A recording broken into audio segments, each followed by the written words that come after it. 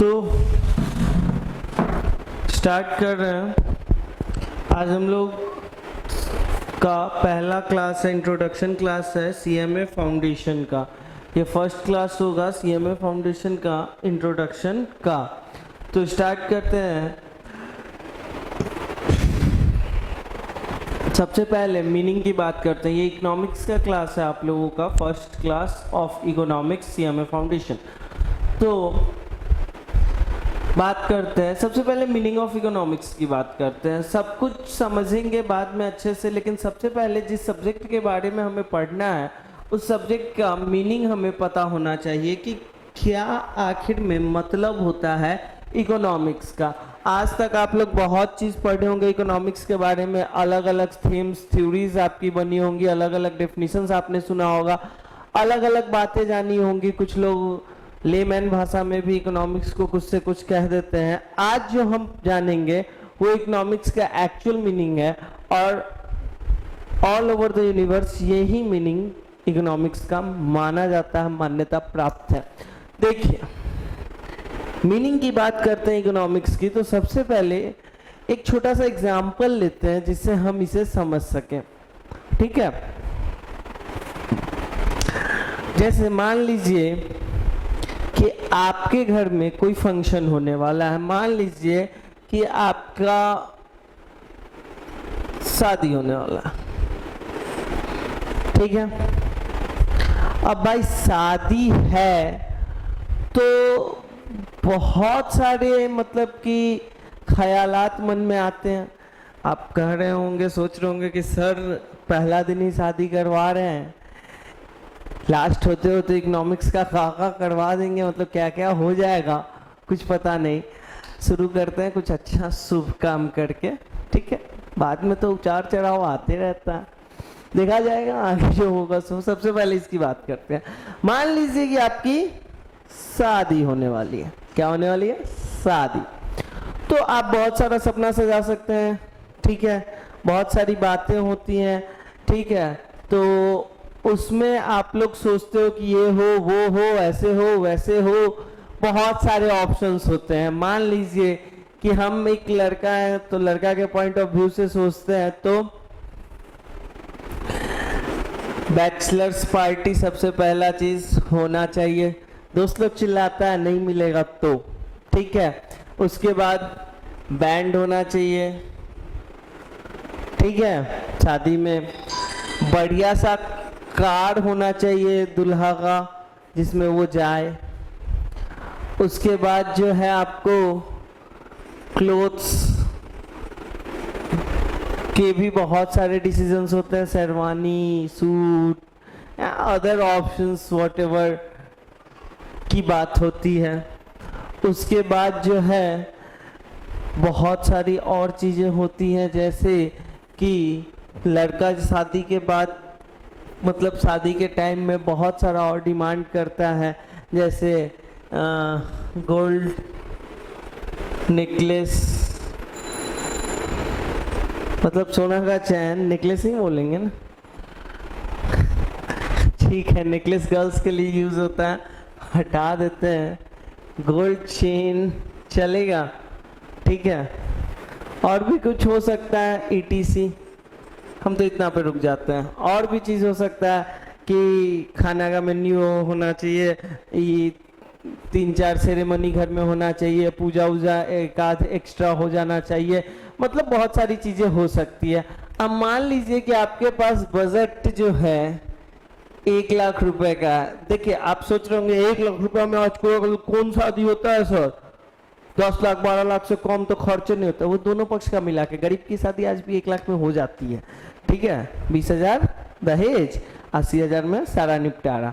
और Covid time में तो और मजेदार हो रहा है, 50 आदमी से ज्यादा बाराती लेके जा नहीं सकते बेटा तुम, कम में निपटाना ही पड़ेगा।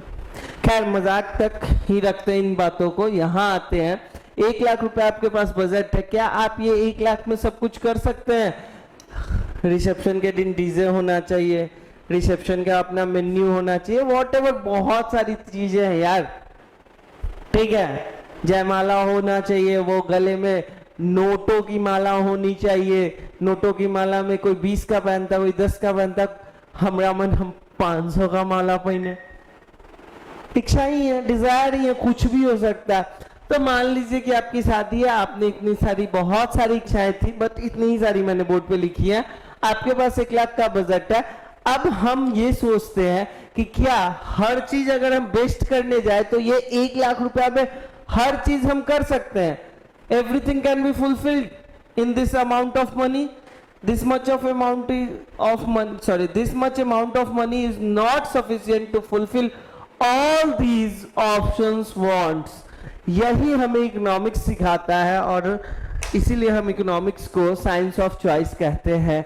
इकोनॉमिक्स हम लोगों को सिखाता है कि हम एज अ ह्यूमन सारे वांट्स अपने फुलफिल नहीं कर सकते, क्योंकि रिसोर्सेज स्कार्स है, दैट इज लिमिटेड है, और लिमिटेड रिसोर्सेज होने के कारण हमें चूज करना पड़ता है कि किन वांट्स को हम फुलफिल करें और किन वांट्स को हम छोड़ दें। और इसीलिए इकोनॉमिक्स जो है वो साइंस ऑफ चॉइस भी कहलाता है।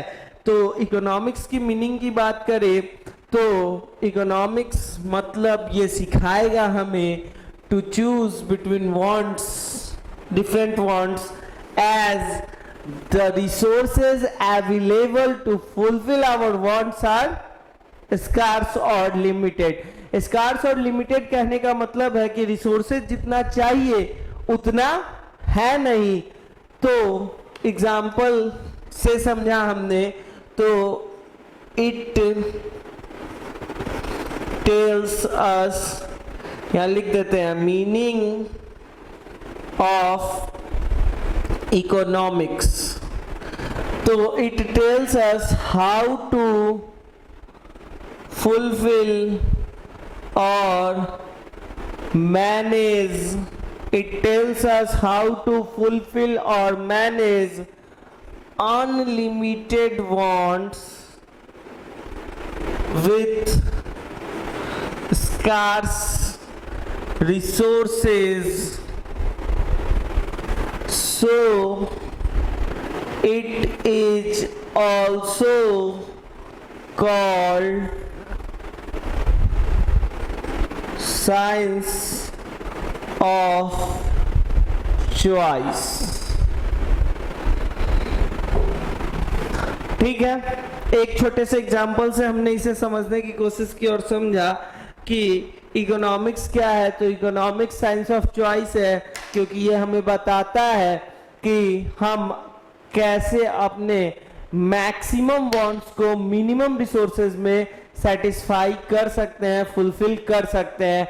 और अगर ध्यान से देखा जाए तो हर एक इंसान जो धरती पे जन्म लिया है उसके लाइफ में इकोनॉमिक्स होता ही है। अगर इस पॉइंट ऑफ व्यू से इकोनॉमिक्स को हम देखें तो हर एक इंसान जो इस धरती पे आया है उसके लाइफ में इकोनॉमिक्स है।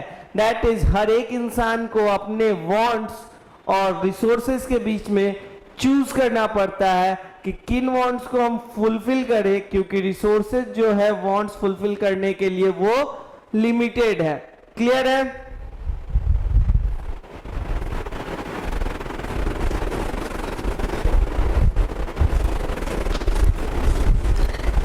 क्यों इकोनॉमिक्स को साइंस ऑफ चॉइस कहते हैं? Why economics called a science of choice? ठीक है, इसके ऊपर ध्यान से देखिएगा, मैं आपको बता रहा हूं। साइंस ऑफ चॉइस, वाई क्यों साइंस ऑफ चॉइस कहते हैं? तो इकोनॉमिक्स को साइंस ऑफ चॉइस कहने के पीछे जो है वो बहुत सारे रीजंस हैं। There are so many reasons to call economics science of choice.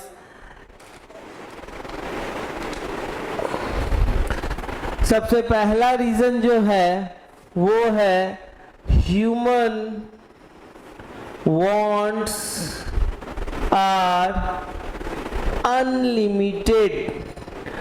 As a human हमारे जो wants है वो unlimited है। कहने का मतलब है हमारी जो इच्छाएं हैं वो कभी खत्म नहीं हो सकती। एज अ ह्यूमन कोई कह दे कि मेरी अब कोई इच्छा नहीं है, इससे आगे नहीं हो सकता। अब वांट्स कहने का मतलब क्या है कि एक छोटी से छोटी बात यहाँ वांट्स में आ जाती है। प्यास लगी है, पानी पीना है, ये भी वांट्स है।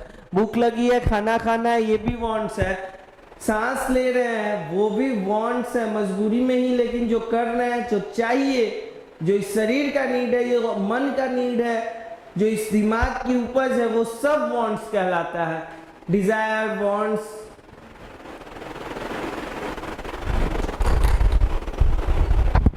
अलग अलग नाम से हम इसको बुला सकते हैं।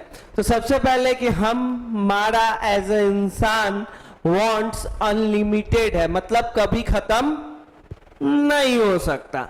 सेकंड, इन वांट्स को फुलफिल करने के लिए जो रिसोर्सेज है, रिसोर्सेज आर स्कार्स और लिमिटेड। जो रिसोर्सेज हमारे पास अवेलेबल है वो स्कार्स है, लिमिटेड है। कहने का मतलब, स्कार्स कहने का मतलब समझिए कि चाहिए आपको 10 रुपया, काम आपको 10 रुपया का है, आपके पास 6 रुपया है, काम होगा आपका? नहीं होगा ना, 4 रुपये से आप रह गए। यही स्कार्स कहता है कि जितना आपको नीड है, जरूरत है, उससे कम अवेलेबिलिटी है, उपलब्धता कम है जितना आपको चाहिए उससे, दैट इज कॉल्ड स्कार्स। तो रिसोर्सेज जो हमारे पास है वो क्या है? स्कार्स है, यानी उतना मात्रा में अवेलेबल नहीं है जितना मात्रा में हमें चाहिए। उसके बाद एक और खास बात है जो हम यहाँ ध्यान से देखेंगे, समझेंगे। एक छोटा सा हम एग्जाम्पल लेते हैं। मान लेते हैं कि हम दूध लेते हैं। क्या ले रहे हैं? दूध, दूध दूध दूध, मिल्क। बहुत सारी कंपनीज का आता है, उस पर हमें चर्चा नहीं करनी है। पहले जो बात करना चाहते हैं वो सुनिए। बिना कंपनी के दूध नहीं आता है क्या? आता है। ग्वाला सब जो दे जाता है वो विदाउट कंपनी होता है। दूध तो दूध ही होता है यार। ध्यान से सुनो पहले आगे बात मेरी। दूध की बात कर रहे हैं, ठीक है? दूध से हम क्या क्या कर सकते हैं, क्या क्या बना सकते हैं, क्या क्या हो सकता है, दूध का क्या क्या यूजेस है, इसके ऊपर सोचिए जरा। चाय, कॉफी, बहुत सारे बच्चे बोल रहे हैं यार सबसे पहले तुम पी सकते हो ना, सबसे आसान काम, कुछ नहीं करना उसमें। बहुत लोग तो मतलब चीनी भी नहीं मिलाते, डायरेक्ट पी जाते हैं, गर्म भी नहीं करते, कच्चा दूध भी पीते हैं बहुत सारे लोग। डिपेंड करता है। जिंदगी, ओ माय गॉड, टी लिखा मैंने, जिंदगी बोल दिया। हाँ, चाय जिंदगी होती है बहुत लोगों की, जैसे मेरी है, ठीक है? चाय चाय चाय, कॉफी, मिठाइयाँ भी बनती हैं। अब मिठाइयों में जो है ना बहुत सारी वेराइटीज हैं, काइंडली उतना मत जा, सिर्फ मिठाई में रहने दे। कोई बच्चा बगल से बोले सौर जी छेना के मिठाई, कोई बच्चा बगल से कहेगा सौर जी खोआ के मिठाई, कोई बच्चा बगल से कहेगा सौर जी मिल्क केक, कोई कहेगा पेड़ा, कोई कहेगा स्पंज। भाई सबको यहीं रहने दो, इतना ना बंटवारा करना, नहीं तो बोर्ड भर जाएगा, बोर्ड भर जाएगा, हम लिखते रह जाएगा। आगे बढ़ते हैं। खीर स्वीट डिश होता है, स्वीट नहीं होता, मतलब एक डिश का हिंदी भूल गए यार, पकवान होता है। और बोलो जल्दी जल्दी यार। आइसक्रीम, अरे दही छूट गया तुम लोगों का, लस्सी छूट गया तुम लोगों का, बटर छूट गया तुम लोगों का, घी छूट गया तुम लोगों का, ठीक है, पनीर छूट गया तुम लोगों का, यार और भी है, बोलो ETC, और भी चीजें, बट यहीं रोकते हैं, इससे आगे बढ़ने की मेरी हिम्मत नहीं हो रही। अब देखो भाई, रिसोर्स क्या है? एक ही है, दूध। रिसोर्स कितना है? एक ही है, दूध, बट उसके यूजेस कितने सारे हैं? बहुत सारे हैं, ठीक है? तो तीसरा पॉइंट जो हम आपको पढ़ाना चाह रहे थे वो हम आपको ये पढ़ाना चाह रहे हैं कि there are alternative uses of resources. कहने का मतलब है कि किसी भी रिसोर्स का जब एक से ज्यादा यूज होता है, मोर देन वन यूज होता है, तो उसे हम अल्टरनेटिव यूजेस कहते हैं। और लगभग दुनिया की हर रिसोर्स का जो है ना वो एक से ज्यादा यूज होता है। There are more than one uses of resources and it is considered as alternative uses of resources, कि हर रिसोर्सेज का एक से ज्यादा इस्तेमाल होता है, यूजेस होते हैं, और इसे हम कंसिडर करते हैं अल्टरनेटिव यूजेस ऑफ रिसोर्सेज। तो तीसरा पॉइंट हमें क्या मिलता है कि जो भी रिसोर्सेज हमारे पास उपलब्ध हैं उनके अल्टरनेटिव यूजेस हैं। There are alternative uses of resources का अल्टरनेटिव यूजेस होता है। चौथा बात हमारे वांट से जुड़ा हुआ है, that is human want say जुड़ा हुआ है। ह्यूमन वांट्स हैव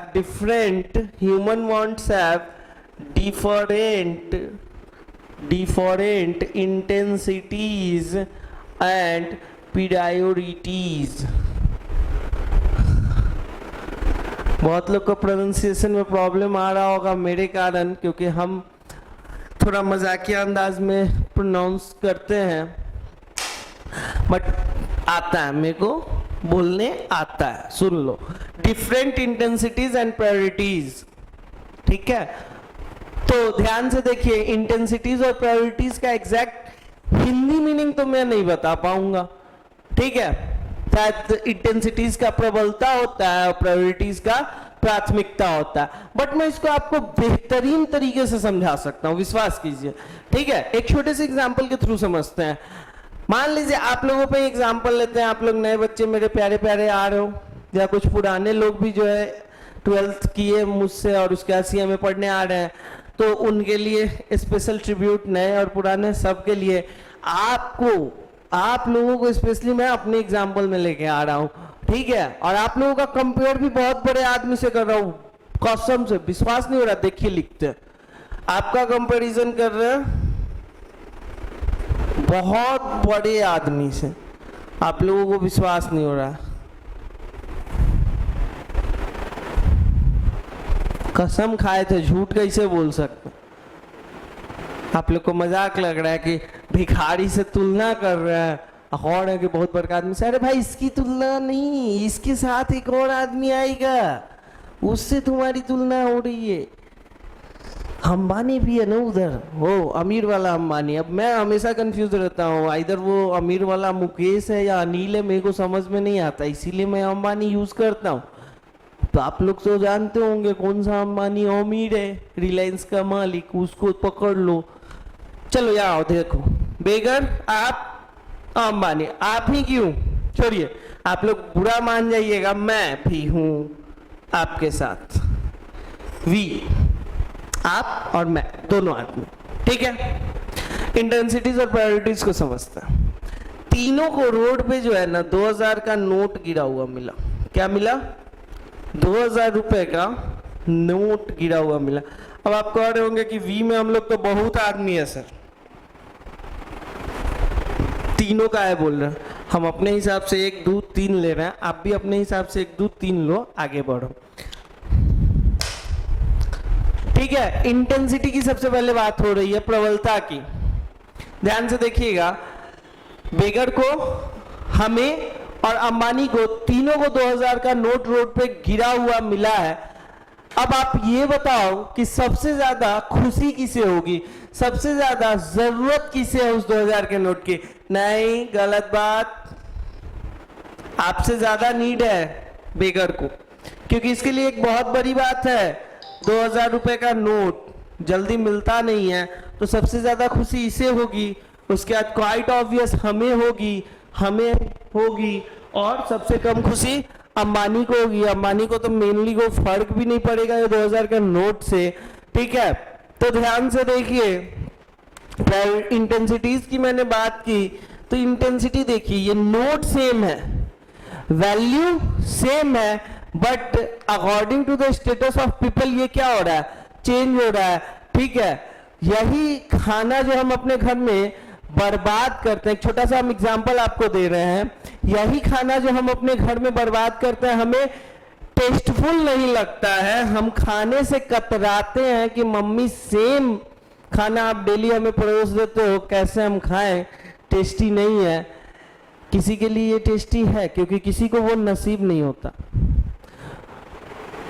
ठीक है, तो ये इंटेंसिटी दिखाती है, ठीक है, प्रबलता दिखाती है। जो खाना हम नहीं खाते हैं, फेंक देते हैं, वो फेंका हुआ खाना भी कोई उठा के खाता है, मजबूरी। ठीक है, तो मजबूरी की बात यहाँ न करें, आप लोग दुखी हो जाएंगे। पहला क्लास में आप लोगों को मोरली दुखी नहीं करना चाहते हैं नैतिकता की बात करके। बचपन से बहुत मोरल साइंस पढ़ लिया हम लोगों ने, अब मत पढ़ाइए। तो इंटेंसिटी समझ गए कि है तो 2000 का नोट ही, बट सबके लिए इसका वैल्यू क्या है,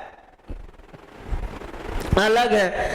यही लॉकडाउन से पहले कुछ लोग होंगे जिनके लिए 2000 रुपया खर्च करना क्या था, आम बात थी, कोई बड़ी बात नहीं होती थी। बहुत सैलरी था, बहुत पैसा आता था, 2000 रुपये खर्च करने से पहले कभी नहीं सोचते थे। लॉकडाउन हुआ, कंपनी को प्रॉब्लम हुई, कंपनी ने लात मार के नौकरी से निकाल दिया। आज वही इंसान 2000 रुपये के लिए तरस रहा। अब समझ जाइए इंटेंसिटी, ये वही 2000 रुपया है, सिचुएशन अलग अलग। तो जैसे सिचुएशन में जाएंगे उसके अकॉर्डिंग हमें क्या होगा, सोचना पड़ेगा।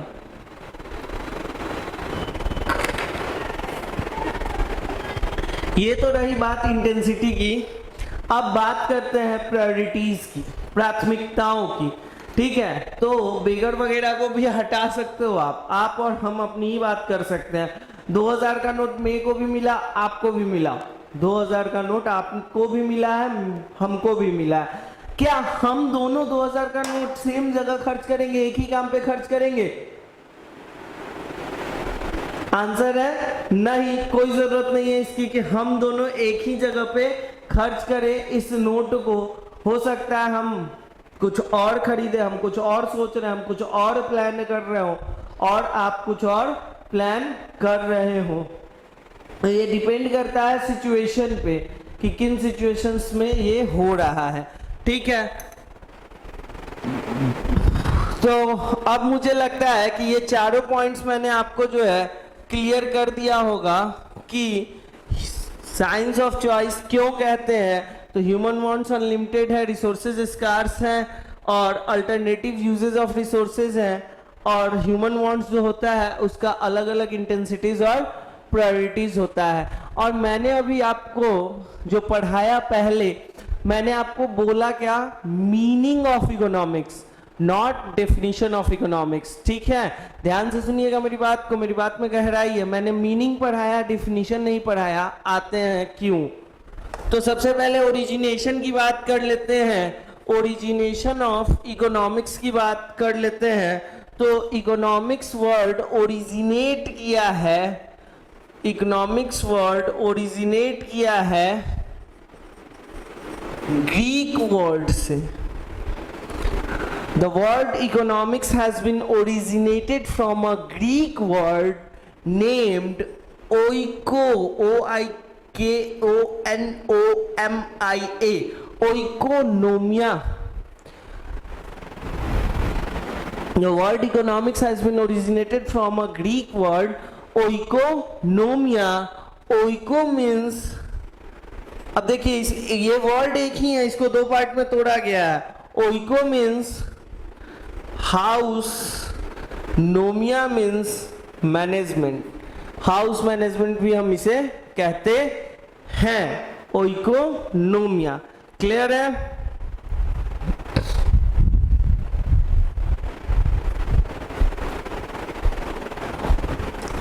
The word originated from Greek word oikonomia, house management.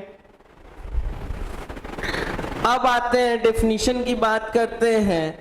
तो जब डेफिनीशन की बात करेंगे हम इकोनॉमिक्स की, तो हमें total in all 4 leading definitions मिलेंगे। हमें 4 लीडिंग डेफिनीशंस मिलेंगे इकोनॉमिक्स में। सबसे पहला डेफिनेशन हमें मिलेगा साइंस ऑफ वेल्थ, इसे दिया था एडम स्मिथ ने, और एडम स्मिथ को हम लोग जो है फादर ऑफ मॉडर्न इकोनॉमिक्स के नाम से भी जानते हैं।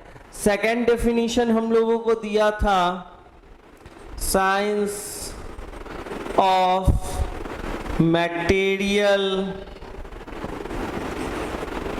वेल बीइंग, और इसको दिया था एल्फ्रेड मार्शल। तीसरा था साइंस ऑफ चॉइस मेकिंग, इसको दिया था लियोनेल रॉबिन्स ने, और लास्ट है science of dynamic growth and development, इसे दिया था पॉल सैमुएल्सन ने। ध्यान से देखिएगा, ये 4 टोटल डेफिनेशंस हैं जिसके बारे में हमें पढ़ना है, ठीक है।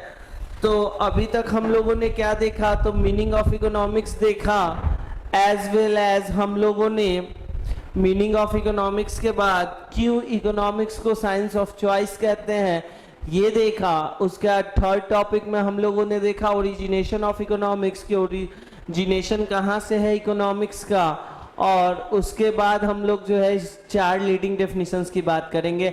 ये चारों डेफिनेशंस को थोड़ा सा डीप पढ़ना है, चारों डेफिनेशन में क्या क्या बातें हैं वो मैं करूँगा। पहले आप एक छोटी सी बात मेरी सुन लो। बहुत सारे ऐसे लोग होंगे जिनका बुक आ गया होगा, बहुत सारे ऐसे लोग होंगे जिनका बुक नहीं आया होगा, ठीक है। तो जिनका बुक नहीं आया है उनके लिए एक छोटी सी गाइडलाइन मैं दे रहा हूँ यहाँ पे, छोटा सा बात मैं कह रहा हूँ कि आप ये वीडियो अगर देख रहे हो तो इट मीन्स दैट कि आपके पास स्मार्टफोन है, एंड्रॉयड हैंडसेट है। तो आप अगर ये वीडियो देख पा रहे हो तो इसका मतलब है कि आप नेट एक्सेस भी कर पा रहे हो। तो जब नेट एक्सेस कर पा रहे हो ना, तो ICMI का वेबसाइट खोलिएगा, उसमें स्टूडेंट्स करके होगा ऑप्शन, स्टूडेंट्स सेक्शन खोलिएगा, उसमें जो है स्टडी मटेरियल खोलिएगा। CMA फाउंडेशन के स्टडी मटेरियल में जाके पहला ही बुक होगा आपको पेपर 1, वो डाउनलोड कीजिएगा। पेपर 1 में ही आपको fundamentals of economics and management है, तो वो बुक डाउनलोड कर लीजिएगा। क्या है कि मैं आपको जो सिलेबस अभी पढ़ाऊंगा, बुक से तो मैं उतना ज़्यादा मतलब पढ़ाऊंगा नहीं आपको, बट आपको क्या करना है कि जो टॉपिक्स मैं पढ़ा रहा हूँ वो आपके बुक्स की ही है। मैं बाहर का एक टॉपिक आपको नहीं पढ़ाऊंगा। रीज़न क्या है कि ये जो इंस्टीट्यूट्स होती हैं अपने बुक से ही प्रेफर करती हैं क्वेश्चन पूछना या कुछ भी, हर चीज़ इनकी बुक से ही होता। तो आप बुक को अच्छे से ग्रो थ्रू करना, स्टडी करना। मैं जो टॉपिक्स यहाँ आपको पढ़ाते चला जाऊँगा, चूँकि आज फर्स्ट क्लास है इसलिए मैं इसे ज़रूरी समझ रहा हूँ कि डिस्कस कर लूँ। तो आप आगे जो है इन चीज़ों पे ध्यान दीजिएगा कि मैं जो चीज़ें पढ़ाते हुए आपको आगे बढ़ रहा हूँ उन चीज़ों को आप बुक से क्लैरिफाई करते चलिएगा, मैच करते चलिएगा। पॉइंट्स ऊपर नीचे होंगे, आगे पीछे होंगे, वो थोड़ा आपको खोजना पड़ सकता है, बट उसके लिए आप निश्चिंत रहिए, वो आपको मिलेगा ज़रूर बुक में, ठीक है। बट बुक रेफर कीजिएगा इंस्टीट्यूट का, और बुक जितना ज़्यादा पढ़िएगा उतना बढ़िया होगा आप लोगों के लिए। तो आज की क्लास में हम यहीं रुकते हैं। अगले क्लास में आशा करेंगे कि आप लोग बुक डाउनलोड किए हुए हो, और जब वीडियो देखें तो उसके बाद तुरंत बुक पर जाएं और बुक को पढ़ सकें। जिनके पास अगर ऑप्शन है बुक आ गया है वो तो अपने बुक से पढ़ सकते हैं, जिनका नहीं आया है वो ऑनलाइन डाउनलोड कर ले काइंडली, ठीक है। थैंक यू, मिलते हैं नेक्स्ट वीडियो में, बाय।